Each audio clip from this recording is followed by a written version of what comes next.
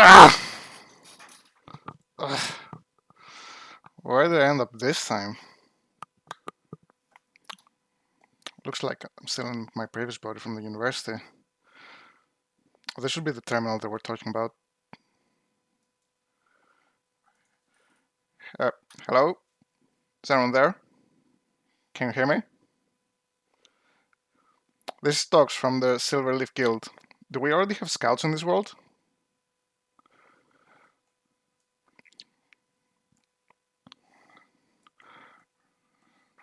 I don't recognize many of you. So, let me do a quick little introduction.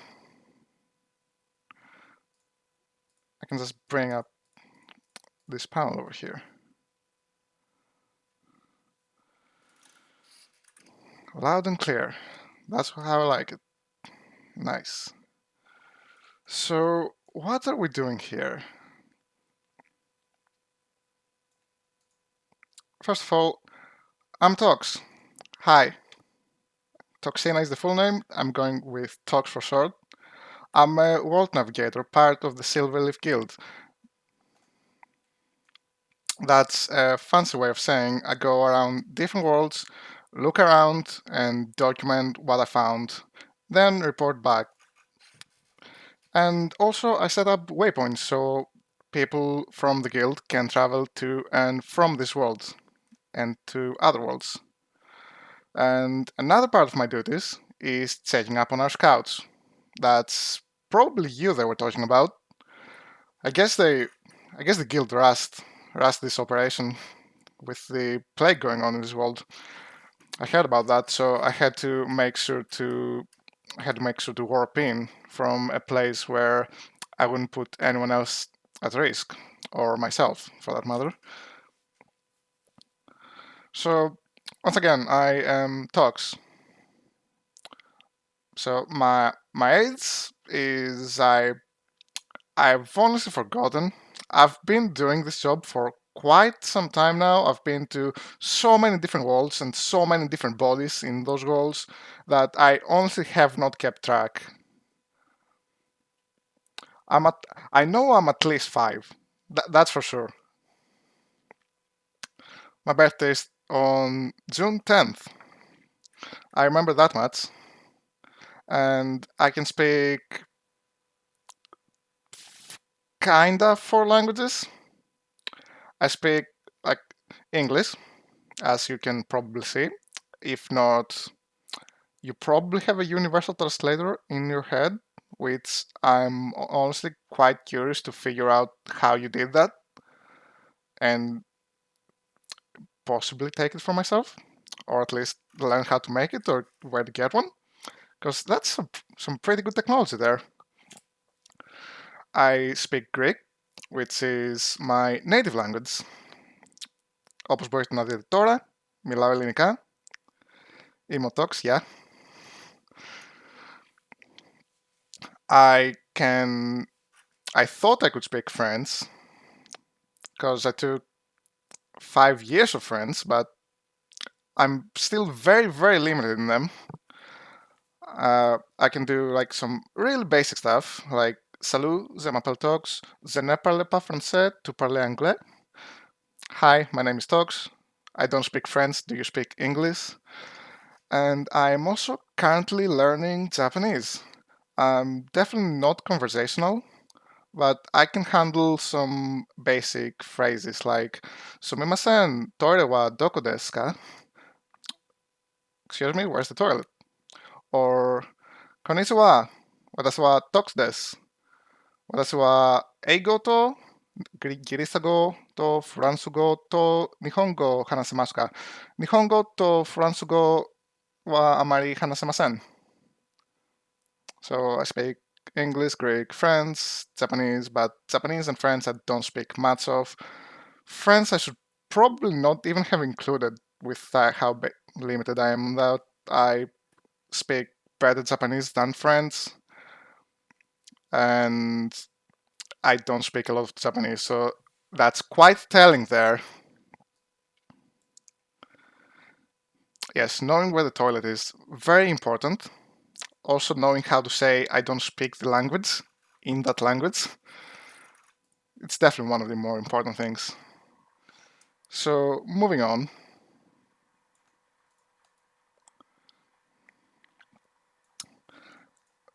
I like I like games. Who would have thought?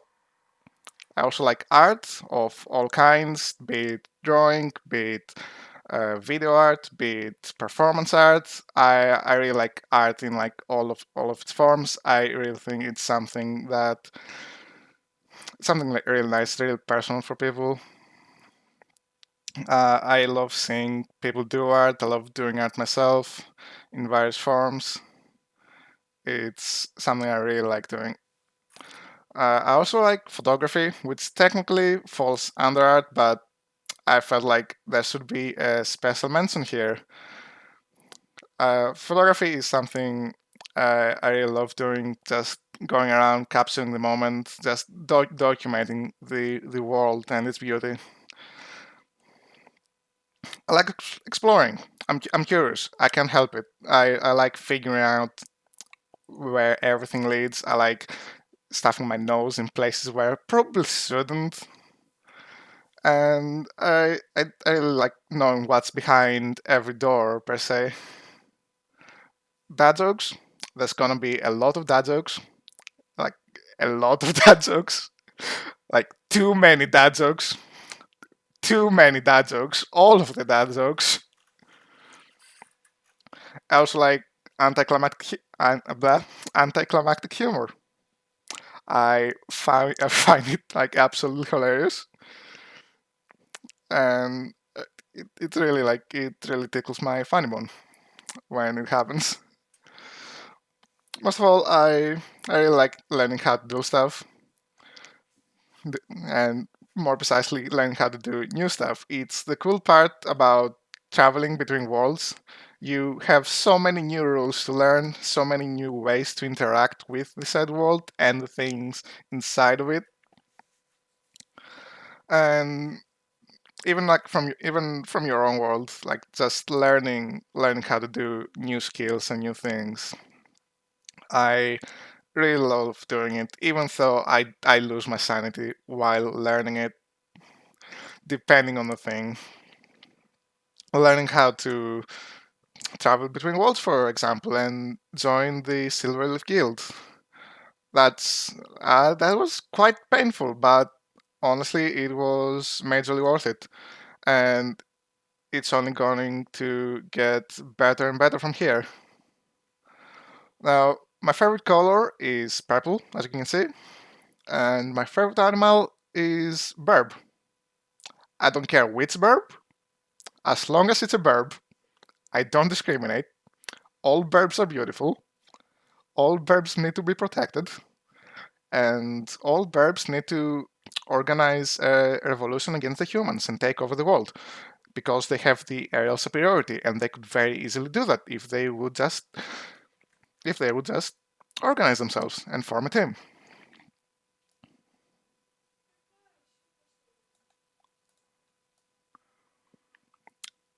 Now, off to some things I'm not quite a fan of, that I don't quite like. I don't like routines, which is weird for doing reports like this and actually communicating with the scouts. I don't know.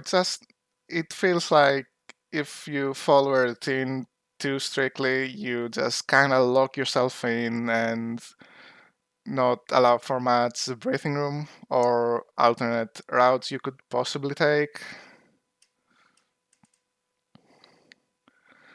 It's definitely something I don't enjoy doing, but I know the importance of, and I will definitely try to report to you guys, to you scouts, fairly often. We are going to have some surprises though. I really dislike flame and toxicity, like be it either in games or real life. It's something that will definitely make me lose opinion of another person. I'm not quite a fan of just, you know, We all know. We've all been there. We've all been there. So to add to that, I'm also not a fan of conflict or confrontations. I don't do well like that. I can do them, but if I haven't like mentally prepared myself for that, it's very very easily for me to shut down. Be it like either directed at me or another person, I can very easily shut down and do some stupid stuff at that time. And I'm just not. I really don't like. I really don't like just having to deal with those sorts of situations. I don't like crowds. There's too many people there. Too many people. And if you're traveling to a new and unknown world without even really knowing what you're doing, being around crowds is not the best idea. You can very easily get mugged or robbed or just kind of get spotted if you're trying to be stealthy about it. But yeah, anything, even like in a party of adventurers, if you're out with friends or allies, anything more than four people, I also just kind of sat down there. I don't do well because I really like being able to focus on what I'm doing and who I'm talking to. And I find four people to be the optimum number. So you have there's quite a lot of you, but there's not so many of you that you just kind of split off into different conversations with each other. Like you can all partake in one general topic. I don't like waking up early. Just absolutely, absolutely no. Waking up early, I actually feel sick if I wake up. I actually feel sick if I wake up very early, or if I stay up till very early. I'm talking like between the hours of 5 to 8 to 9 a.m. somewhere in there. I just genuinely feel sick if I'm awake at that time, so I try to avoid it when I can. Uh, I don't like bad spawn points. So before the guild figure out uh, the warping teleportation technology, interworld teleportation technology we have nowadays that allows me to choose my spawn point. Before we developed that and figured out how to actually set our coordinates, we've had a quite big amount of adventurers just spawning in very very bad places. The worst spawn I ever got was like up top the mountains, but it wasn't too rare of an occurrence for someone to teleport, say, in the middle of the ocean or in an active volcano. That is getting spawn killed. That is getting spawn killed while just out here trying to scout out the world, trying to document. Like you don't even have any time to see anything. And lastly, I really, really, really, really, really, really, really, really dislike that one world that shall not be named. Let me elaborate on that really quick. So that one world that shall not be named, I've been there on three separate occasions. On three separate occasions for three separate duties there, and every time I had to eat there, either as a stop on my way to somewhere else or actually staying there. So, all of those three occasions, I got food poisoning. And that was not fun. That was not fun. I swear that world is made out of poison. I swear people eat poison there. Like there's no other way. Three separate occasions, three separate places, three separate foods. All of them gave me food poisoning. Can you believe that? So yeah, I will not even speak the name of that world. I refuse. It's a very bad place. Do not go there. Do not go there. And if you do, don't eat anything. Even if you're there for 1 week, it's just not worth it. It is not worth it, man. Like at all. Don't do it.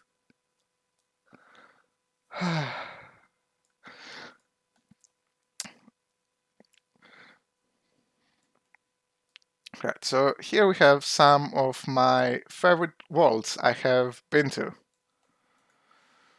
So these worlds, I've kind of separated them into different categories because there's so many of them and there's so many honorable mentions that I can't just pick one or two. I can't just pick one or two. So I put down everything that I could remember. There's probably more things there's probably more worlds I visited that I don't even remember as well or didn't remember to put them in. So let's start going through them, shall we? So the first category is roguelite or roguelikes. And these worlds are one of my favorite kinds to visit. They don't really get repetitive. They don't get repetitive even after a while, and the more you go there, the more you know about them and the more effective you can be there. So they're one of my all-time favorite world genres, with my favorite specific worlds from that being Risk of Rain, both 1 and 2. I remember playing 1 way back in the day when like around the time it was released. Risk of Rain, if you don't know, it's a 2D. Well, Risk of Rain 1 is a 2D roguelite, Risk of Rain 2 is a 3D roguelite, where basically you are playing as a survivor crash landed into an alien world, of course. I swear that wasn't like I didn't pick that because I'm also world travel, but yeah, so you go in a new world and you kind of have to fight your way out of it, going through portals, uh, equipping new items while opening chests that have fallen down from your ship that you used to travel there with. And the action is amazing. The music in Risk of Rain, both 1 and 2, it's one of my favorite game soundtracks of all time. It's amazing. The composer did such a good job of doing that.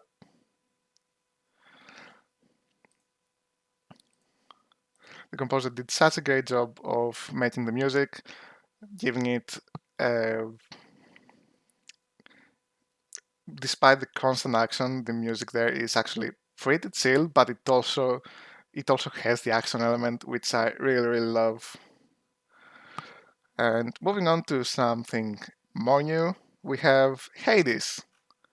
Hades, it's a Greek mythology-based roguelite in which you gather the power of the gods to help you escape the underworld. And the art is amazing. Everything is so polished. The combat is really feels really nice. You have all sorts of different weapons you can pick from, and from those weapons, all sorts of different moves you can do with them, and the way they combo into each other. I really like it. It's very satisfying. The visuals are very satisfying, and the god system just gives you a list of 3 power ups you can do every time you pick up a blessing.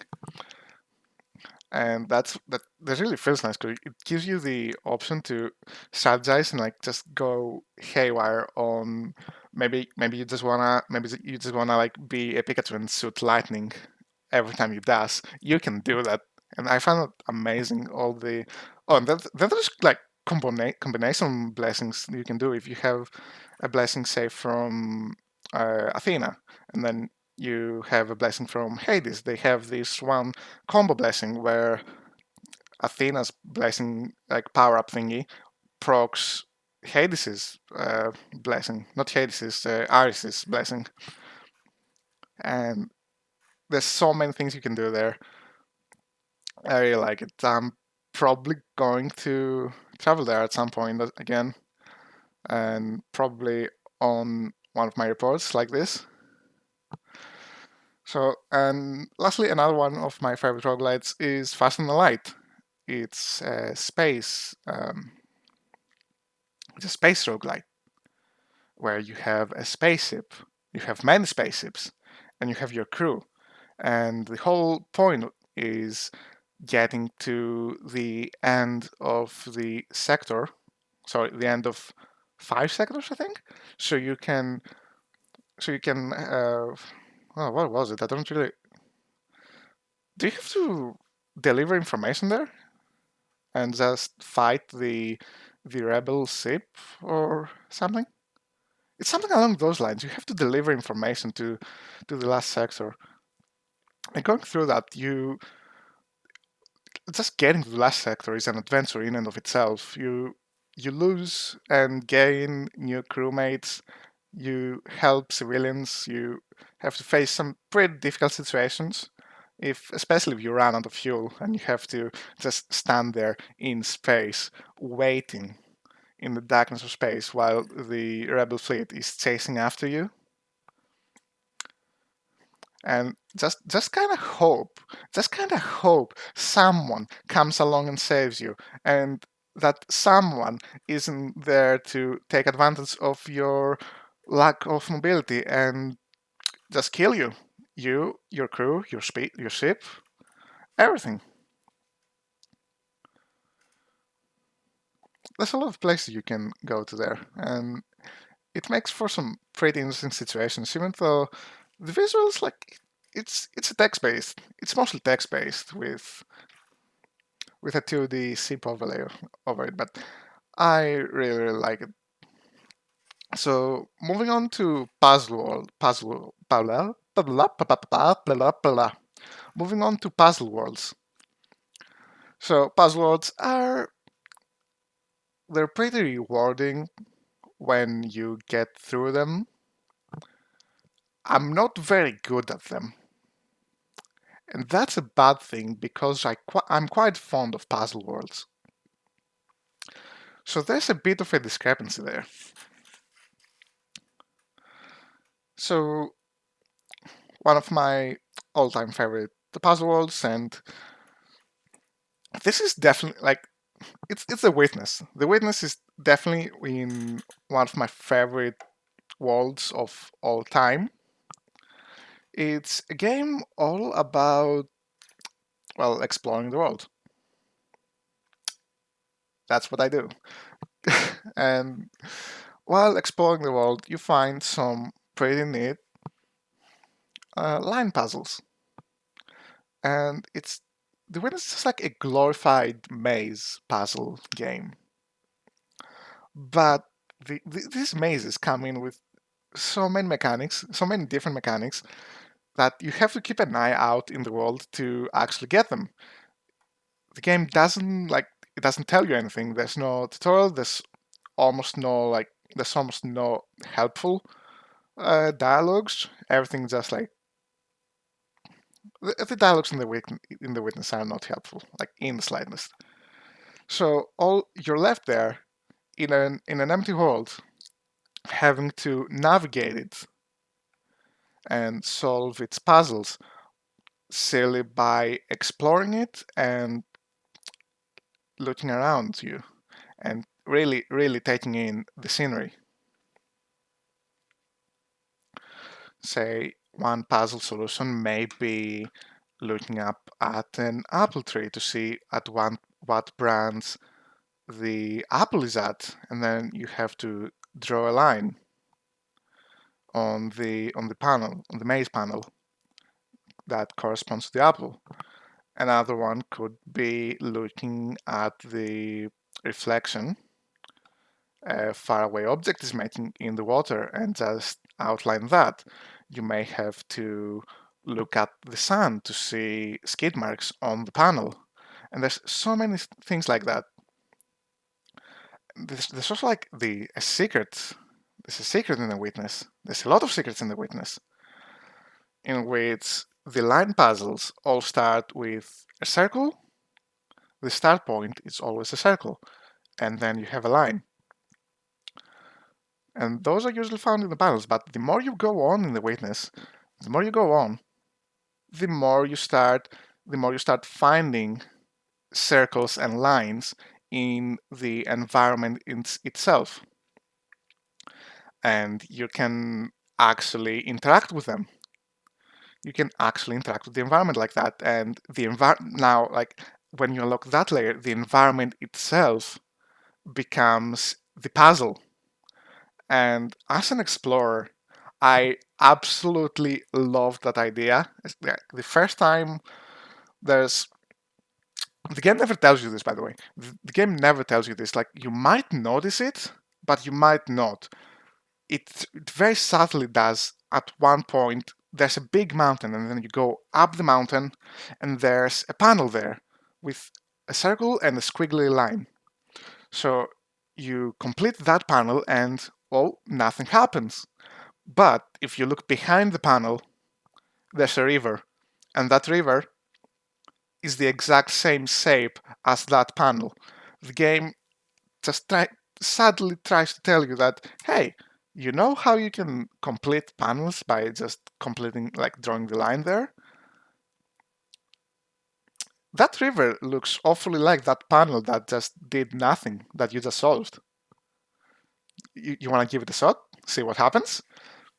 But it's 100%, like you're 100% able to miss that. And that's basically like the only time the game ever tries to subtly steer you, like give you a hint even, that the environment is part of the puzzle game. And I don't know, like I really loved exploring the whole world of the witness. I still don't think I got every single one. There's so many of them. And there's a way to keep track of them, but honestly it's pretty awkward to use. But there's so many scattered around them, and they can be anywhere, in every nook and cranny, like anywhere and everywhere. So enough with The Witness. It's definitely still one of my favorite worlds of all time, but we have to move on. And I'm going to talk about Superliminal. Superliminal is that, you may have seen it, it's that one weird kind of Portal-like game where you're trapped in a dream and perception is reality. So you can pick up stuff, and they scale depending on your perspective of them. So if you hold a pen close to your face, it's gonna be pretty big. But if you hold it farther away from your face, it's gonna be smaller. And you can manipulate that in order to open boxes. Open doors, not boxes. You can scale up stuff. You can make a staircase. You can even make yourself bigger or smaller in certain cases. And the game is it's nothing like I've really ever seen. And I'm a very big fan of perspective-based stuff and paying attention to the world around you. Superliminal was definitely did scratch that itch for me. It was really, really good. It was a fresh start to the puzzle world, the puzzle genre. Actually, no, not a start. Like that's not the word to use. It was something fresh. It was something fresh, and It was really, really well made. Now, segueing to story worlds, there's more often than not they use linear enough storyline, and this kind of blends in with the puzzle worlds, but Portal 2. I see Portal 2 more of a story game than a puzzle game, despite puzzles being the main feature of that.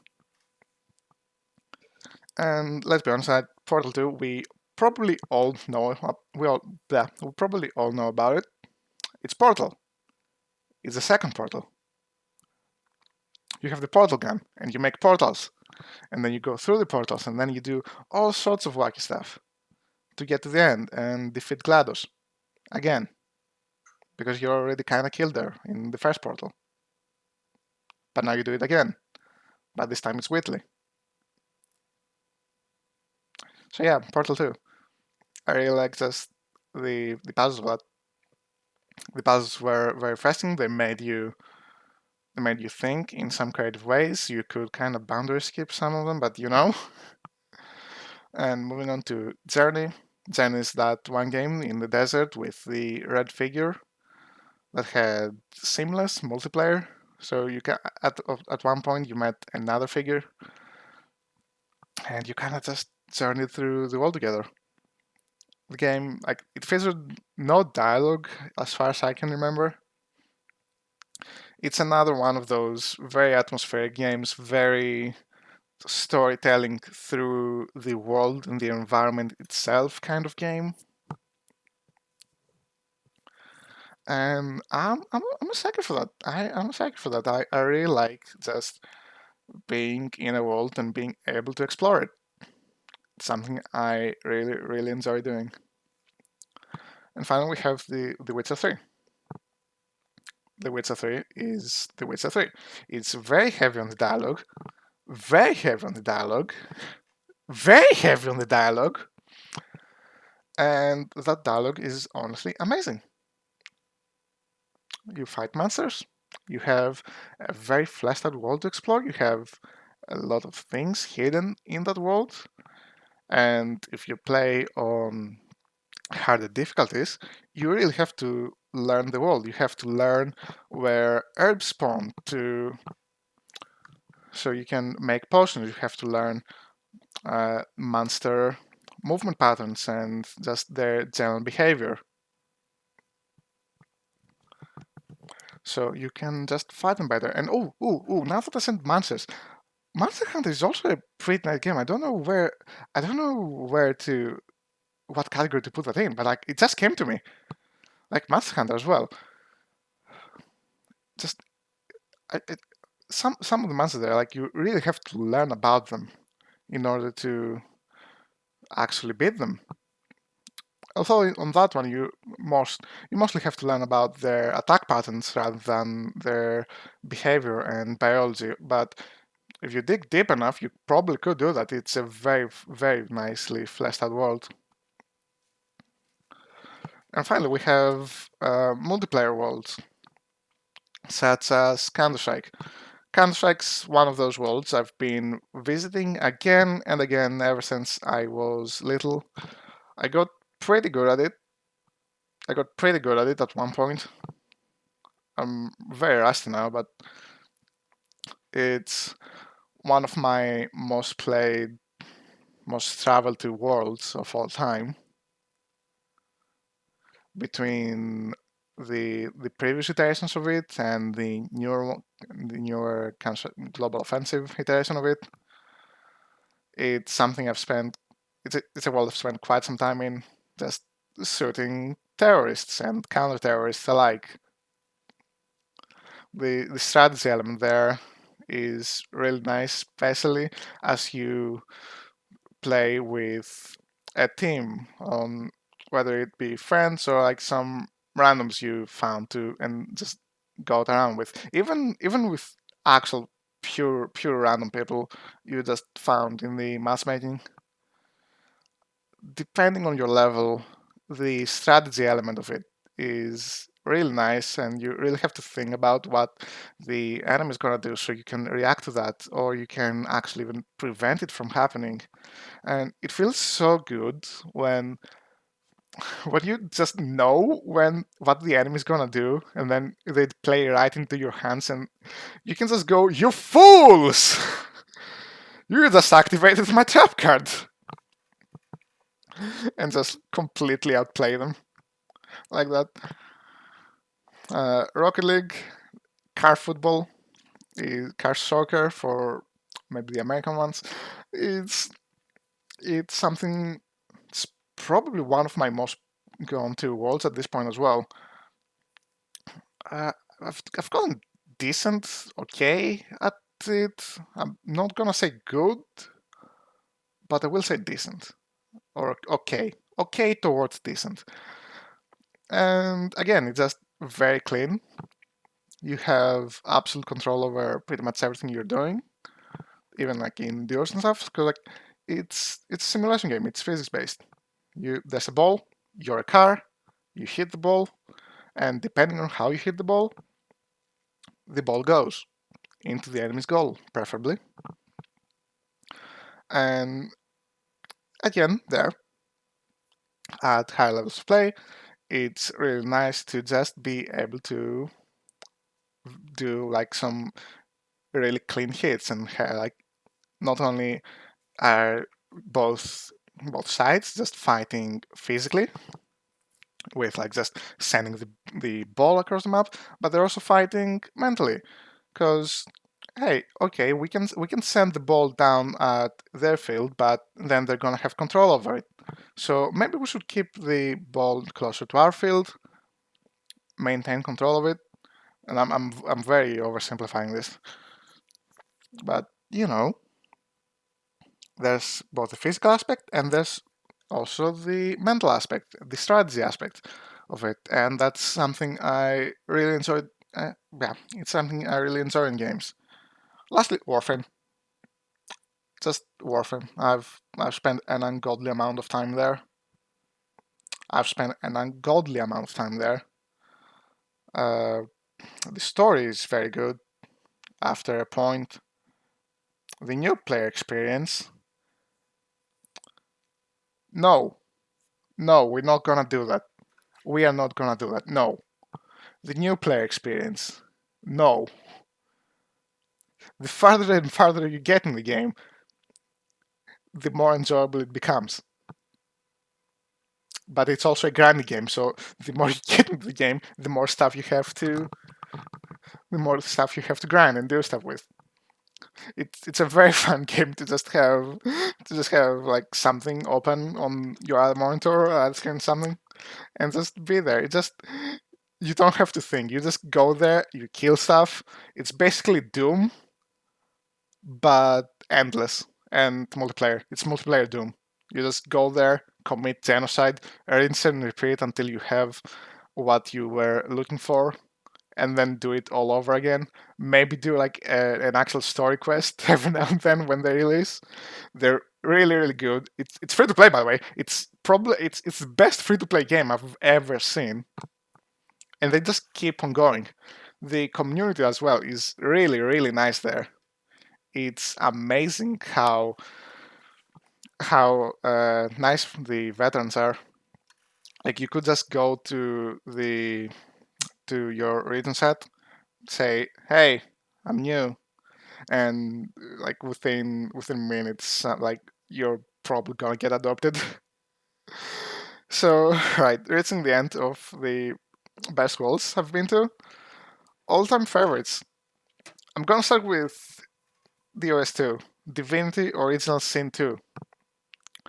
It's probably the closest game we have to a game version of D&D.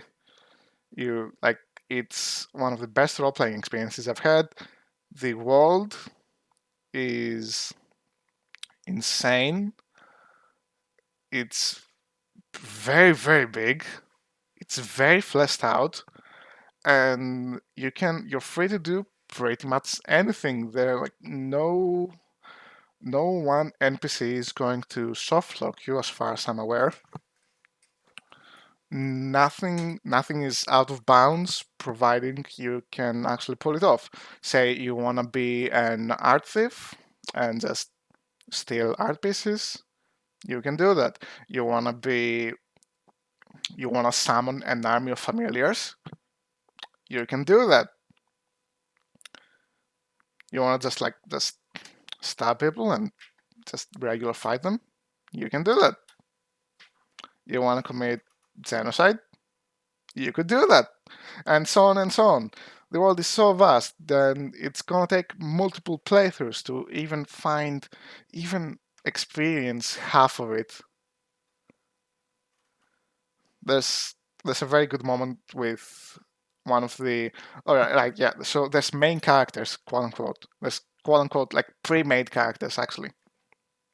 There's pre-made characters there that have a special storyline, and then like of course you can make your own character, but those pre-made characters have like a bigger part to play in the world per se. And let's just say Los's character, like Losa, like she's possessed by a demon or something along those lines. I don't quite remember anymore. It's been some time since I last played, but you get to like around the close to the end of her quest, and basically just hit the demon away from her, just free her from the demon living inside of her, and she just started singing this one song in like the middle of the battle you just had, and it's so amazing because the devs didn't have to do that. They didn't have to do that like at all. A lot of people who don't really like Closer or don't play with her or don't even have her in their party, they would never experience that. And even if they did, even if they people who did play Lost, like they could have just skipped over like that final quest bit. Like you can very well finish the game without freeing her. And it's the little things like that that feels so good. It feels so good just making you a part of that world and fully rewarding you for going along with it and doing that. And it's not just that. There's a lot of stuff in that game that rewards you for paying attention to it and lets you like it gives you the freedom to do what you want basically.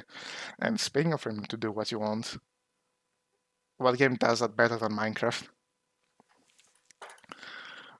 I got Minecraft way back in its alpha state.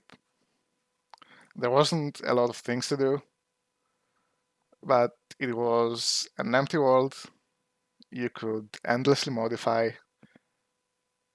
and explore and just make what you want out of it, make your own story out of it.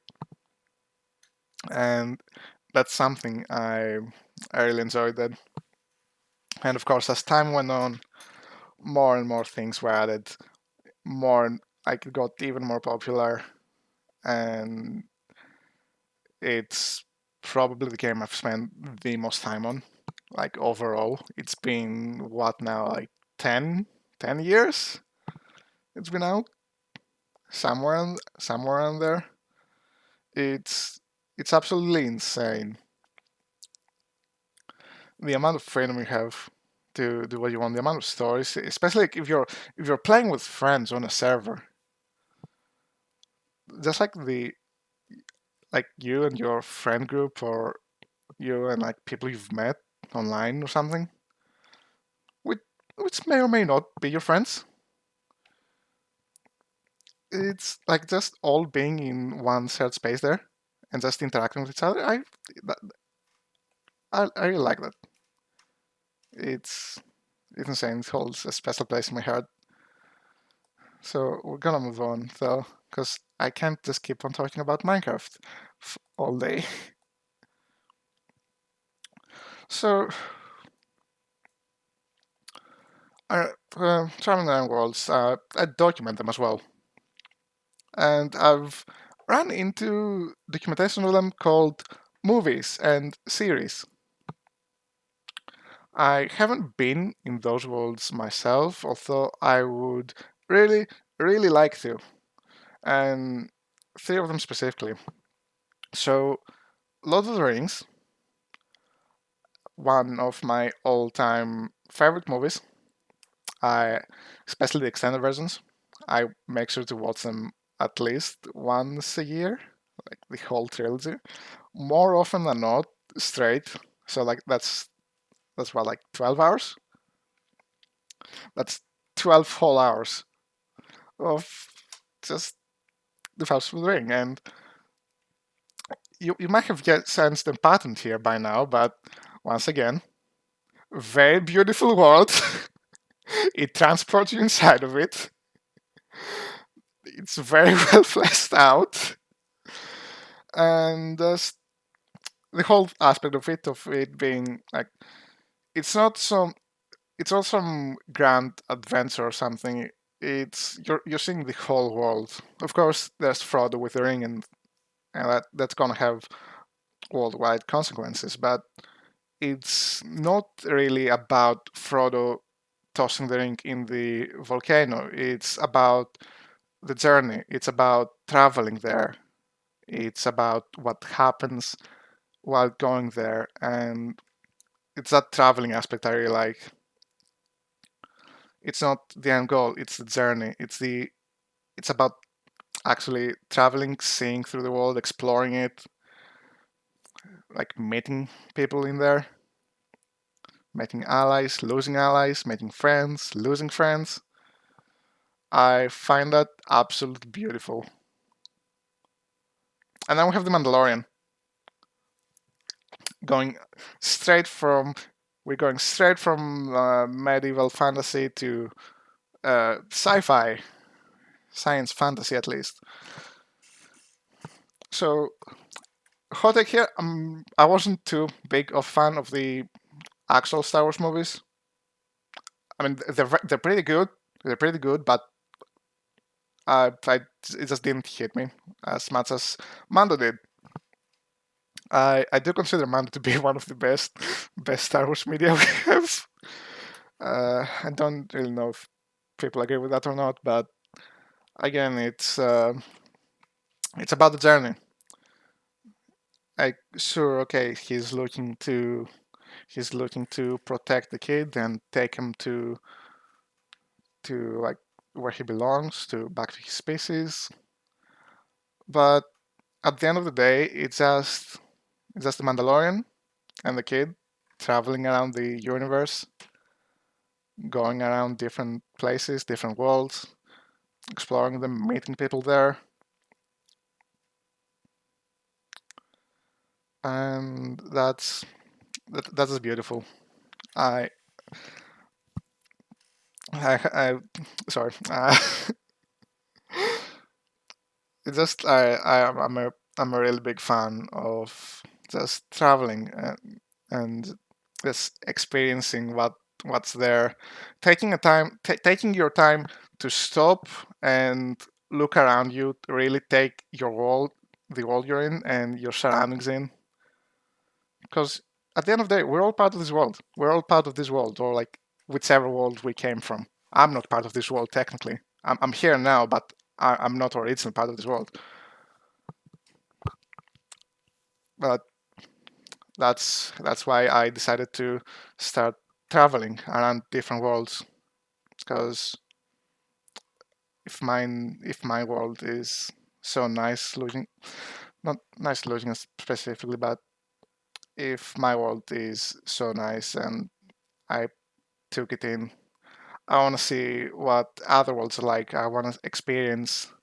I want to see what I can take from other worlds. Uh, like other people, meet other people, get to know them.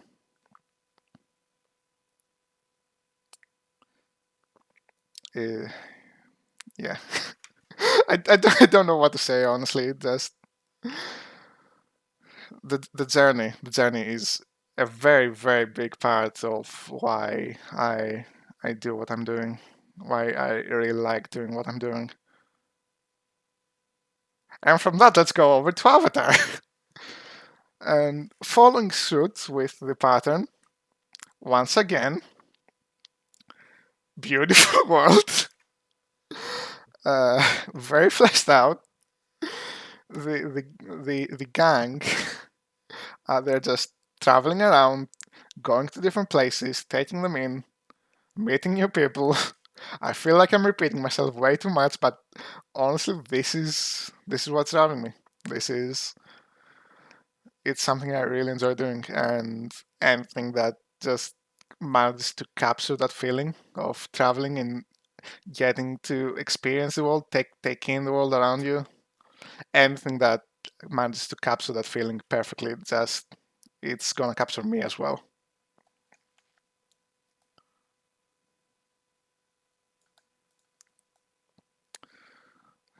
Ah, yes. So now we so now we're going over to the more cultured world documentations. The more cultured world documentations. So we have these aren't as much about the journey as they are I love them. And there's probably more that I forgot. So we have Steins Gate, which can be summed as time traveling depression. I'm not even going to elaborate on that. We probably know what Steins Gate is. It's about the scientist dude and just trying to save everyone, but miserably failing. And yeah. Then Madoka Magica. I watched that a while ago, and it was honestly my first time interacting with like an anime that just subverts your expectations. Because at that time, magical girl animes were like they were big, right? And then Madoka comes along and pulls off like its dark fantasy thingy. And again, Madoka's world, I really like it. I don't quite understand it, but I really like it. And then we have Mob Psycho 100, just about a kid learning to have some confidence in himself, and I can relate to that. I can fully relate to that. ReZero, Subaru just learning how to again have some confidence in himself, not be too much of a dick. That learn that he's not worthless, and once again, I can relate to that. I can relate to Zero, and that's why it's one of my favorites. So Suzumiya Haruhi, this one's more of a slice of lifey kind of thingy. Bit supernatural, bit not. Really nice world. It's this world. It's our world, but not quite.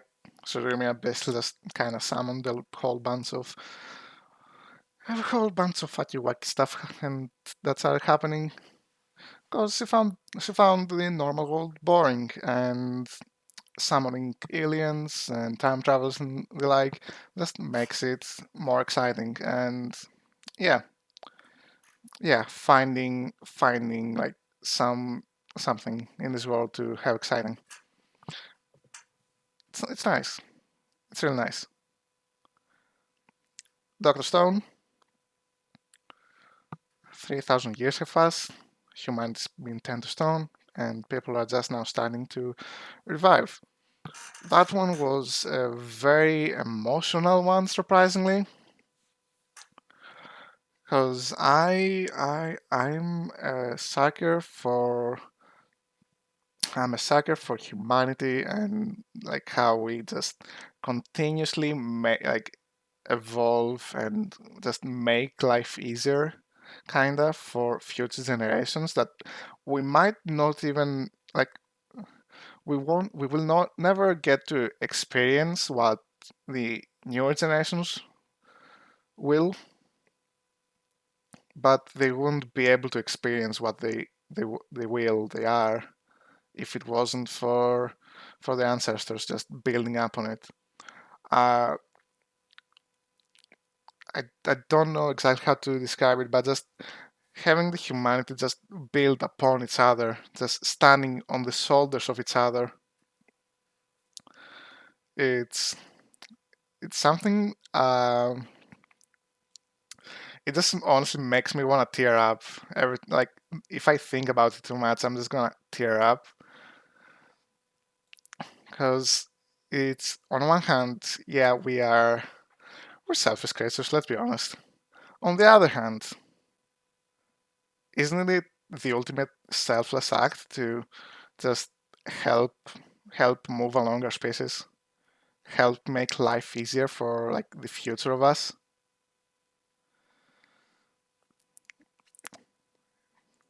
Especially, all right, there's that one moment in Doctor Stone where you get to see the flashback scenes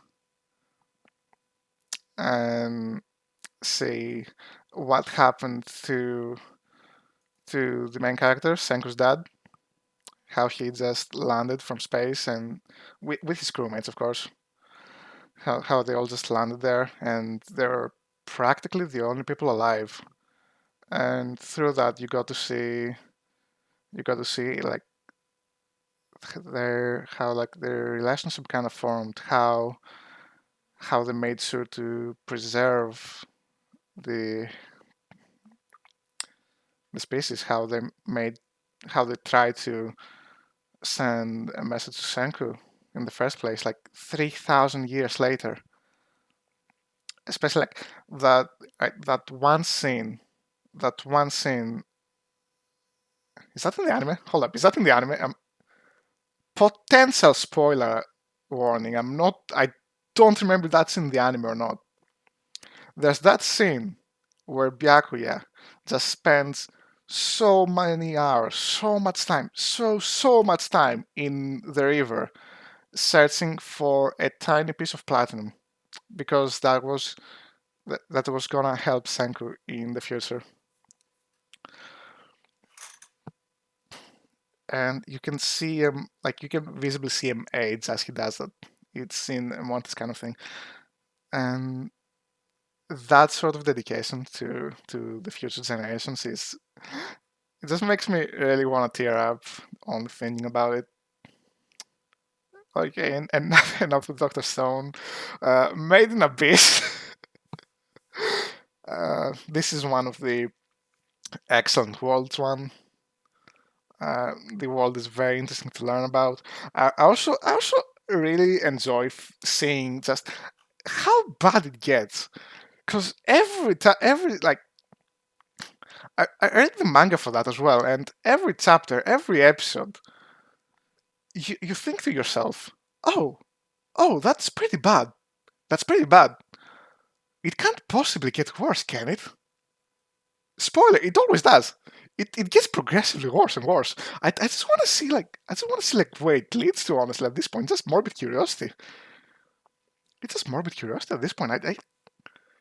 It always gets worse. Every time you think you've seen like the worst things like a person could imagine to do, to write, to show.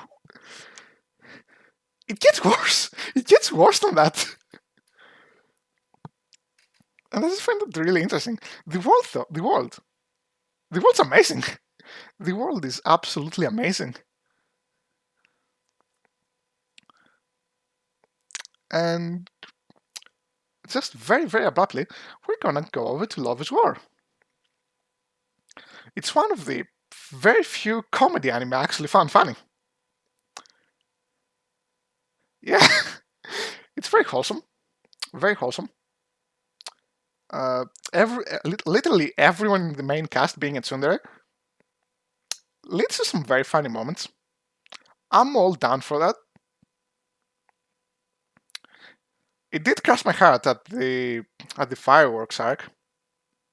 I was not ready for that. The anime was comedy up until then.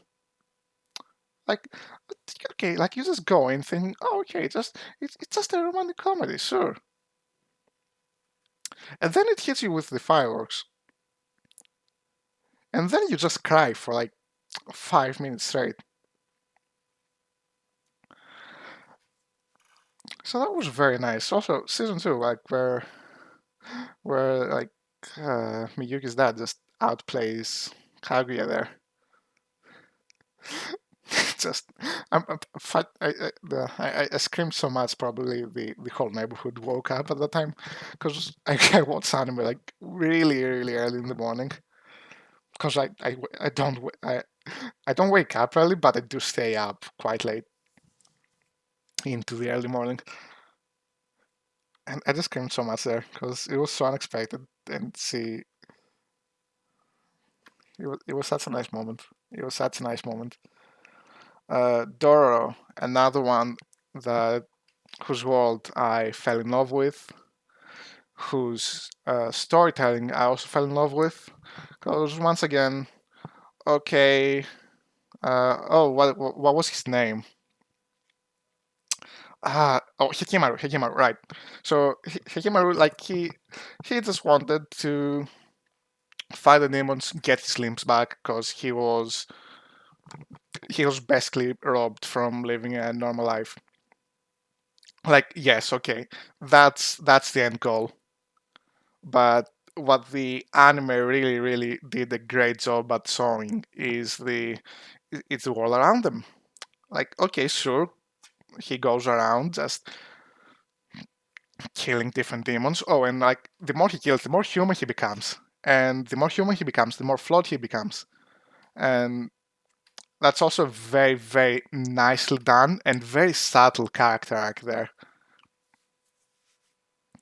So I found that really nice. But again, back to the world, like it's with the see him and Doro just travel around, like more like more often than not, I want to say like most episodes don't even start with those two. They just kind of appear. We kind of just get introduced to what the current story is going to be about through the eyes of the people in the area, and we get to see how they live and stuff. We get transported into their world. There was that one episode with the spider demon. That okay, yeah, like the villagers knew about it, but they didn't do anything because the spider wasn't.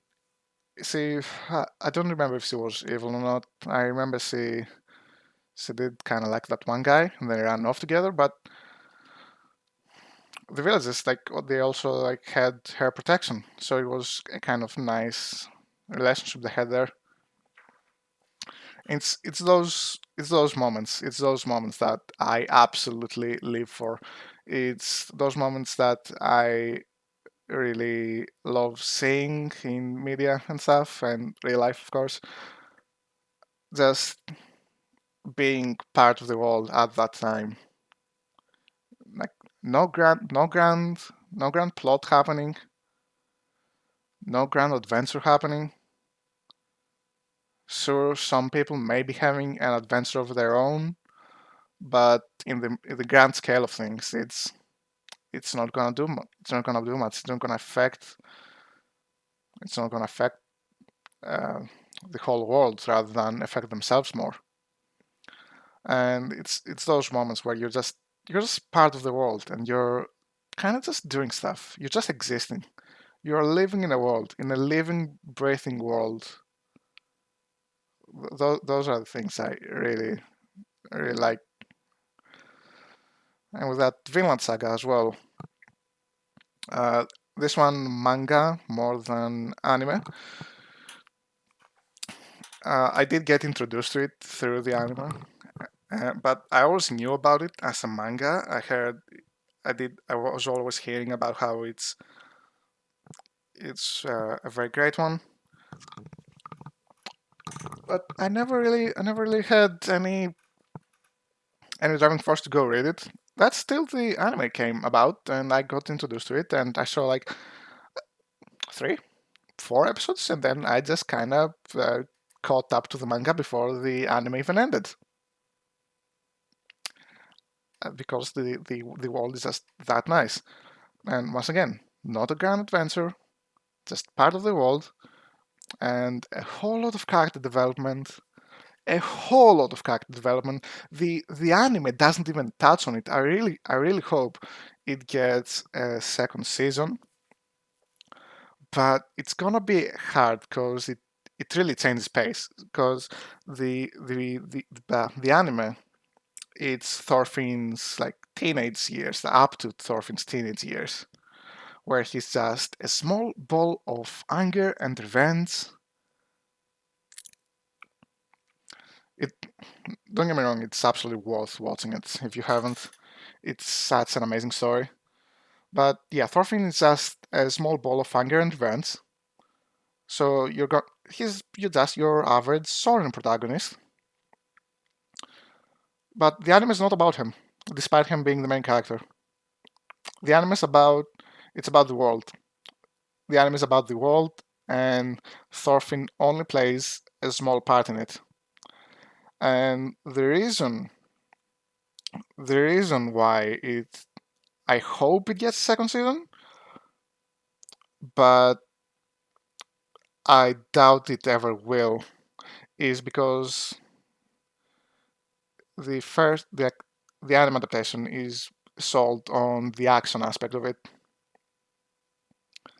whereas the material past the anime's ending, it's got a lot less action. It still has action, but it's Thorfinn learning that it's not about him. The world's not about him. It's like he's only like a small person in a very big world, and he does try his best to leave a positive impact on it.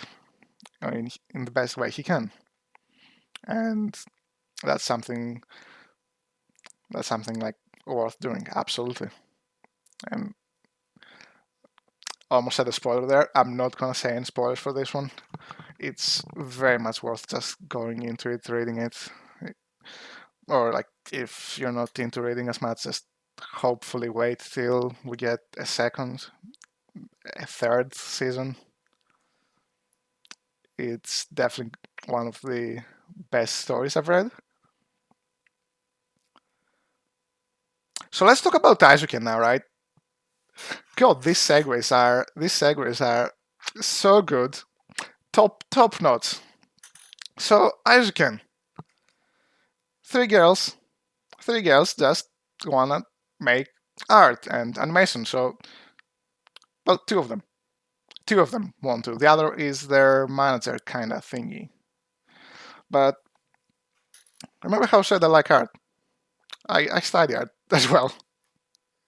I, I I study well. I focus into graphic design, but I'm an art student basically. And that hit right in the spot. That hit right in the spot because I don't know how well this may translate to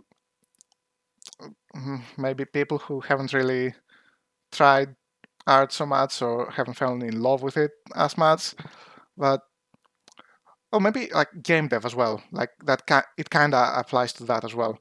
So when you're a kid and you're just watching something on TV, be it a cartoon, anime, mostly something animated, I'd say. So,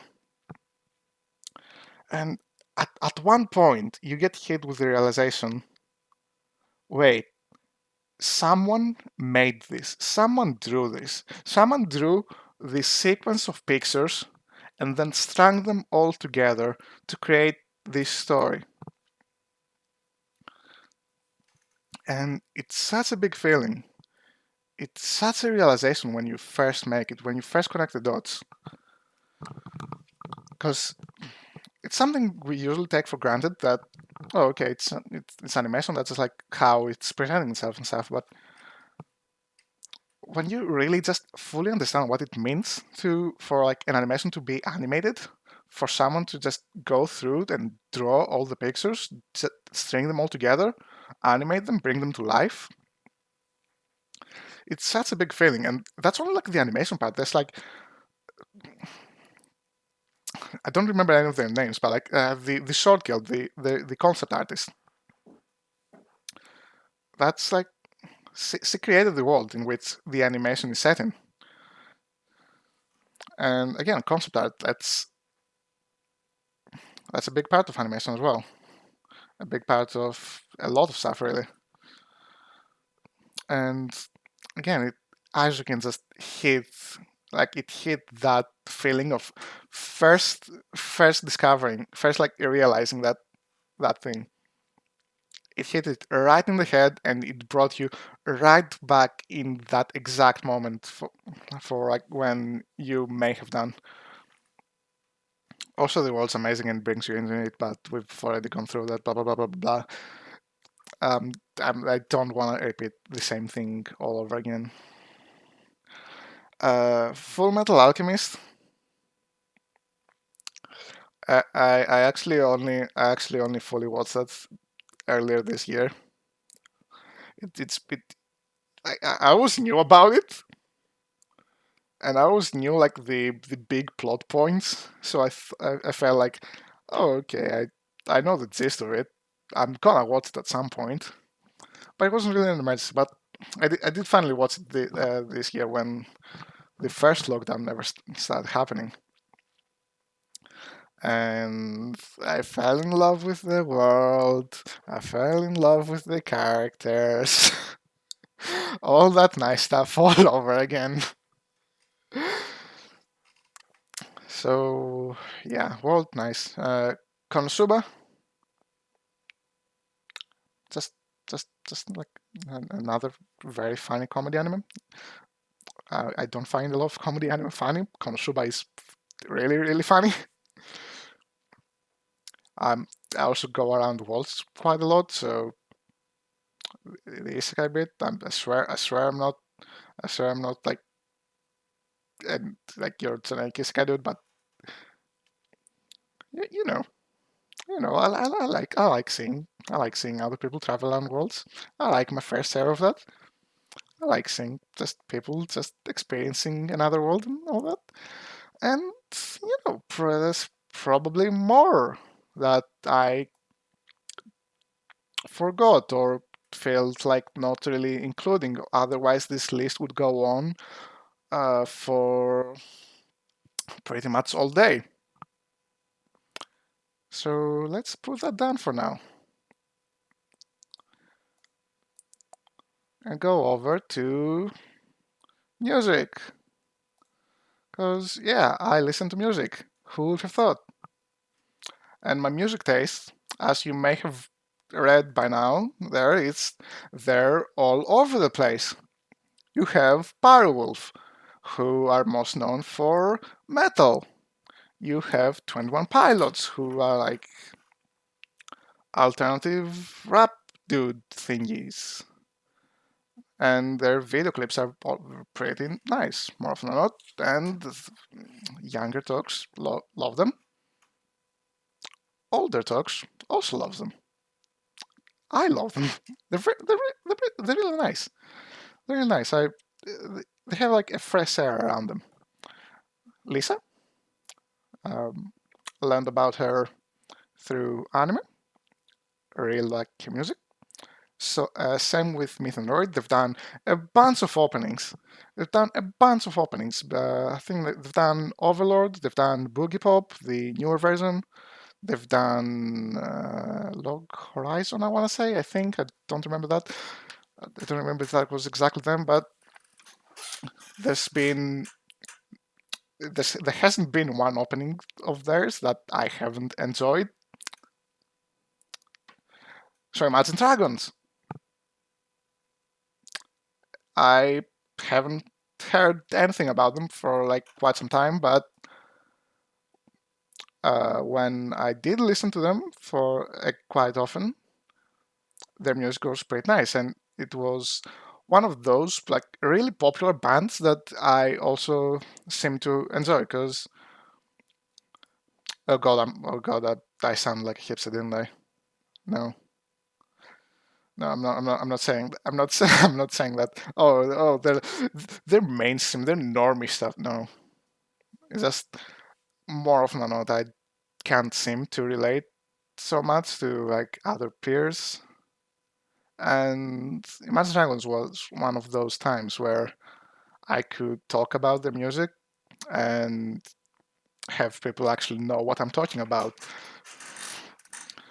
Uh, Game and anime soundtracks I also really like. I don't really remember any specifics. Wait, no. Made in Abyss from Kevin Penkin. That's like the immediate next entry on the list. I really like the Outer World soundtrack. The Outer World soundtrack. I love as well. I forgot to mention back in the games category, Outer Worlds, Outer Worlds as a story game kind of thing. Uh, yeah, it's the space sandboxy thing where you just have to go around the universe, go around the solar system. That's going to explode in 20 minutes, I think. 20, 25 minutes, and you have to go around, and you're stuck in a time loop. And you have to go around and figure out the mystery and what's going on and how to stop the world. And at the very end of it, I'm just gonna spoil it. So give me like 2 minutes if you don't want to hear it.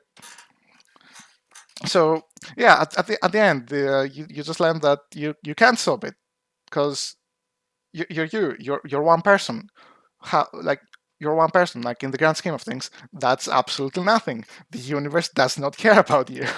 But you kind of accept it with all your friends you've made along the way, just there. And it's so good, so good. Okay, spoiler over. Then we have Kevin Penkin. As I mentioned again, he did soundtrack for Made in Abyss. He did soundtrack for Tower of God. Both really. Oh right, Tower of God. I should probably have included that in the anime category as well. Really nice category. Really nice anime. I'm also slowly reading through the manhwa. I'm near the end of season 2 at this point in the manhwa. It's really big, like really big. Uh, it's such a nice world. It kind of reminds me of Hunter x Hunter. I would doubt that the mangaka didn't manhwaka. Is that how do you call manhwa? How do you call people who make manhwas? The artists, sure, like the artist, Siu. That's his name, Siu. I think. I hope I'm pronouncing that. So right, Siu. I'd be amazed if he didn't take an inspiration from Hunter x Hunter. Like their worlds have a lot of similarities, but are also different enough, so they're both very fresh. And then we have Yorusuka, just as the. Is it J-pop? Is that pop? It's Japanese music. I'm not sure how exactly to categorize it. See, like her sound is really blah. Say blah. If I could talk, that would be nice. Yeah, so her sound is really nice. Her music, I really like it. It's very chill, very comfy. Longest Jones, they do sea shanties. I'm gonna leave it at that. They do sea shanties and they do them really well.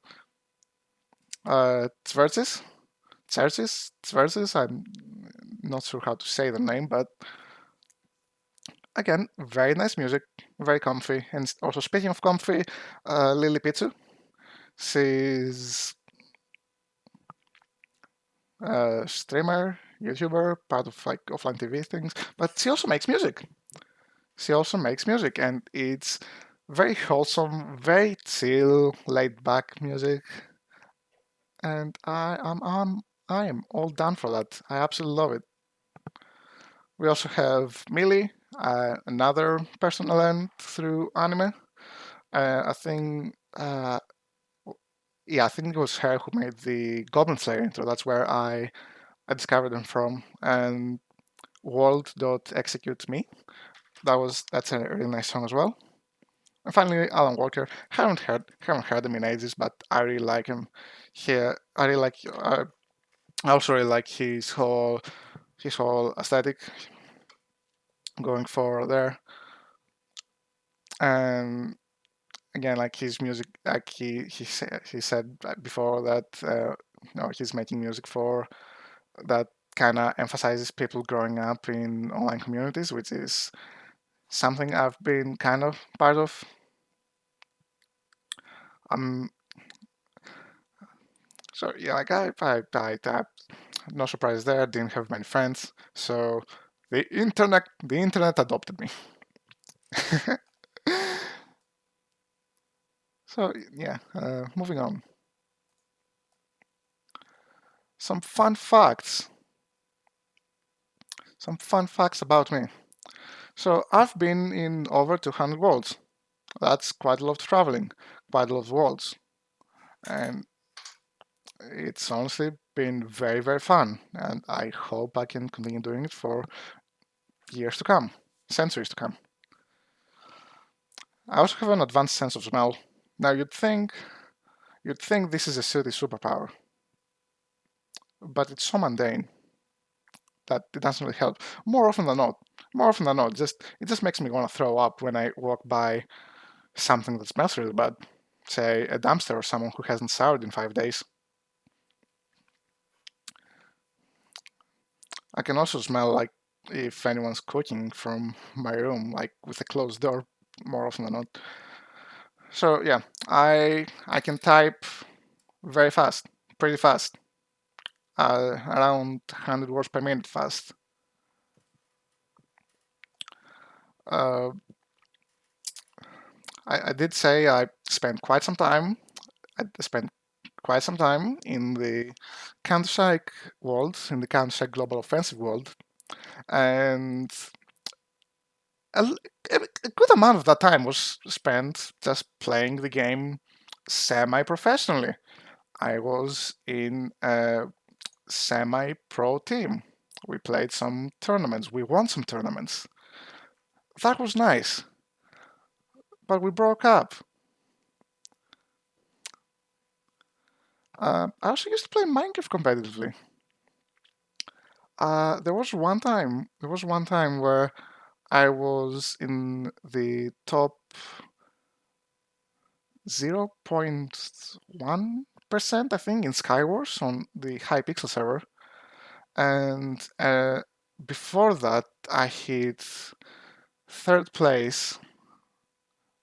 I hit third place in the Hunger Games leaderboard on the Syndicate server, which Multicube I think was called.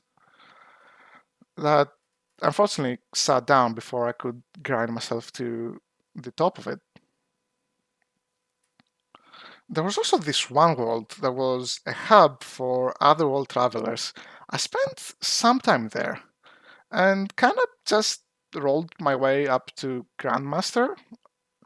I to this day I still have no idea how that happened.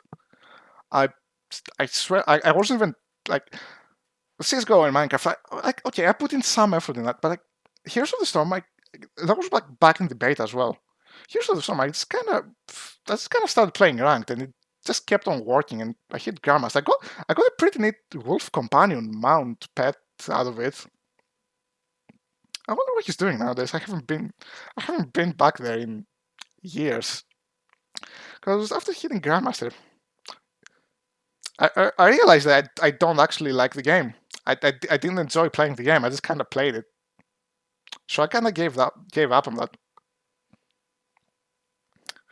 Also decent at Tetris. Nothing spectacular, but I'd say I'm like slightly above average. Slightly above average at Tetris. Let's say that. I would consider myself decent. Is there was also one time where I sneezed a small piece of sausage. So I was just kind of eating. I sneeze, and then I I felt like something stuck in my nose. It kind of hurt a bit. It honestly kind of hurt a bit, but I felt something stuck in my nose. So like I blow my nose really really hard, and out comes like a small piece of sausage. So that was a fun experience. I can use that in like I usually use that in Never Have I Ever's. Sorry, wait, no, not Never Have I Ever's. Two Truths and a Lie. That's the one. That's the one. Cause yeah, okay, like,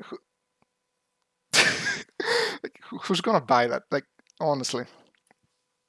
And lastly, I can sing the Skyrim intro in Dragon, or at least more of it, most of it. I can sing most of the Skyrim intro in Dragon. You know that part where they start kind of whispering, and yeah, that's a part I cannot do. But yeah, that's something I learned how to do way back in 2011. This game came out 2011, 2012. So I still remember most of it. So that's something I can bring out every now and then.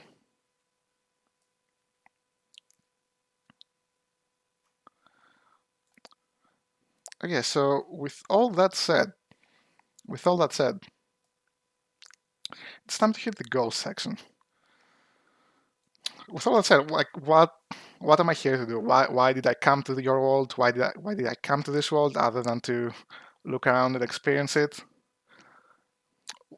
What now? What are we doing now? First of all, I kind of want to open up a bit. I guess this stream, this get to know me stream kind of thing, is a part of that. I've I've been known to be a bit cold to people, not out of choice or something. I swear I'm just kind of awkward just talking to people. It happens. It happens. So I want to open up a bit and get more comfortable doing that. I want to construct a body. Uh, the the the warp the warp didn't we didn't have enough energy to construct a body here, so I'm kind of stuck. I'm kind of stuck right now with the body I use in university in my studies, which is this thing that's talking to you right now. I've heard two people refer to their bodies here as in like children that have actual parents. So I kind of want to give birth to myself. I want to figure out. I want to learn and figure out how to give birth to myself. So this body here is it's my original experiment. Like I'm using this to get familiar with giving birth. Does that sound weird? I'm using this body to get familiar with how to construct a body. So I'm gonna experiment on myself right now. I'm gonna experiment on myself so that I can give birth to myself, so I can be my own dad, so I can make all the dad jokes I want to myself. So I hope that makes sense. I'm I'm I'm already working on a little thing, but um, that's a secret. That's a secret. We're gonna see that thing later down the line. Another thing I want to do: be somewhat consistent. My reports in the past have been a bit sporadic. I want to try get more transmissions through to my scouts. That's you guys. So yeah, I want to get more transmissions. I want to send more messages to you, and just have fun over here. So I want, at the very least, I want to try once a week. At the very least, that's the goal I'm setting for myself right now.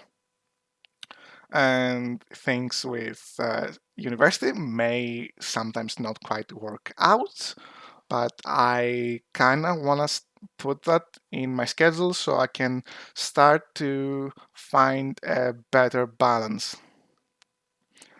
I want to meet other VTubers and make friends.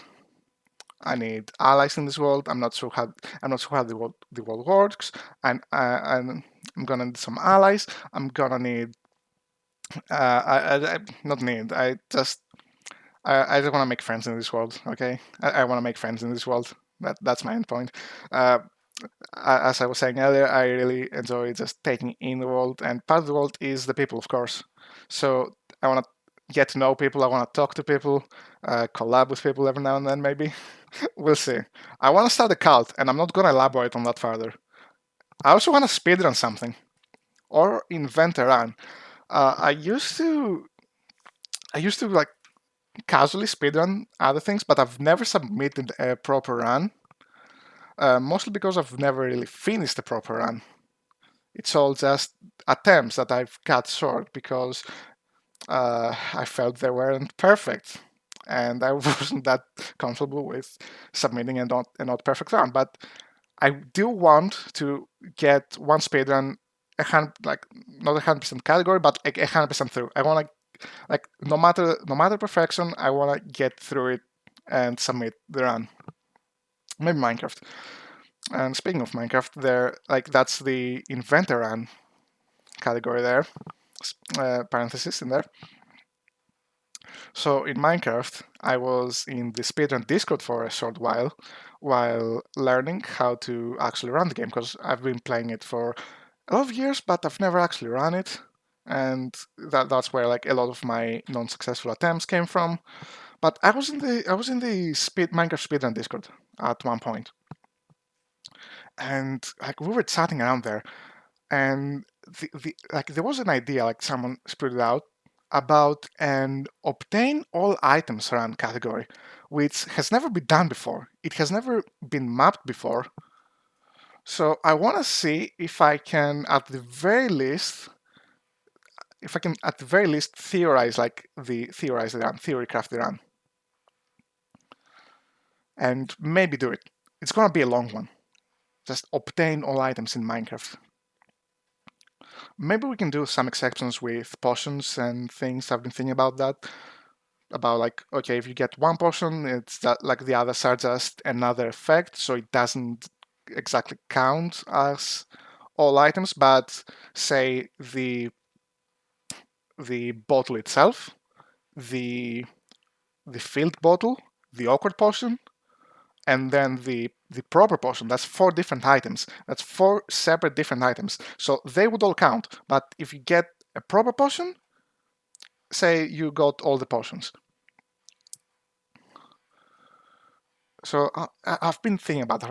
I've been thinking about that for a while, and I hope I can maybe get something done out of that.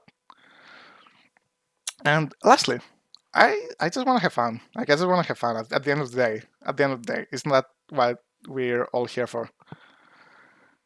Like it's a big world. There's a lot of stuff to do. So let's have some fun together. Let's have some nice moments together, and let's do the best we can to achieve that. So yeah, that's really all I had to say for myself. So how are you guys doing? How's it going there? Do you have any questions for me maybe that I could potentially answer? I don't know. I'm just looking forward to being a part of this world and spending some time with everyone here.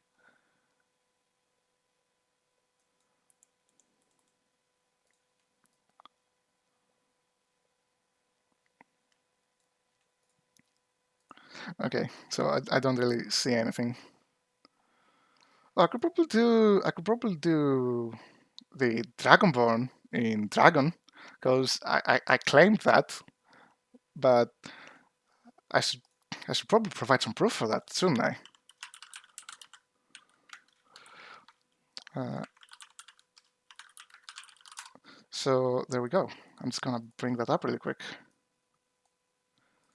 and then we can do the Dragonborn in Dragon.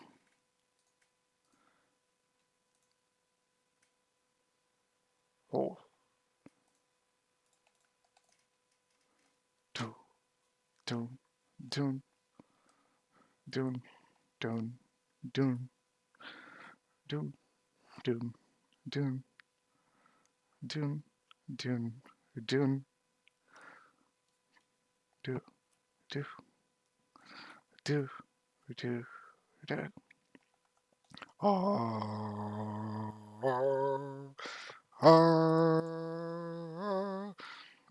Dovahkiin, nalogsin losvarin, vaidaan vokul, mafarea kasval, afinorok palgran, fonus honsin drosan, Dovahkiin, fahin, kogan mudral. This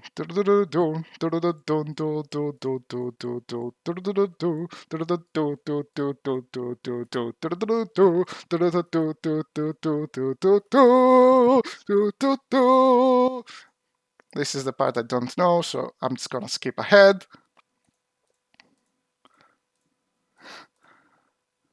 I did say most. I did say most of the.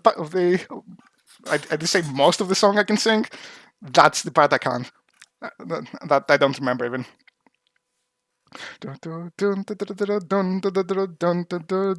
När sol fantalog Fordvin vuldovanok Fänkos nallot ma ferak Achrus Paskes alfenkos stin noldein al Duin jod Dovahkiin, nalogsin losvarin, wide-eyed, vokul, mafarea kasvahal, afinorok palgran, fonus honsin drosan, Dovahkiin, fahin, kogan mudral. Martin, Martin, Martin, yeah. Martin, Martin, Martin, yeah.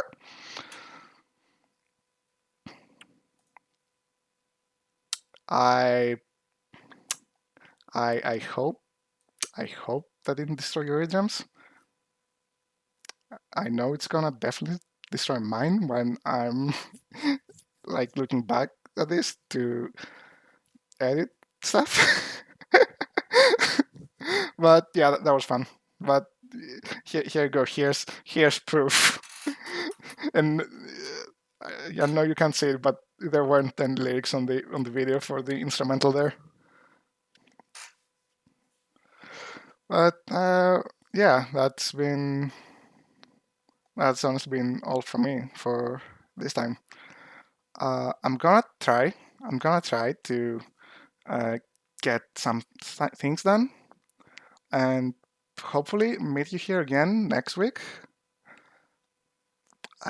Probably either around Friday or Saturday, around the same time.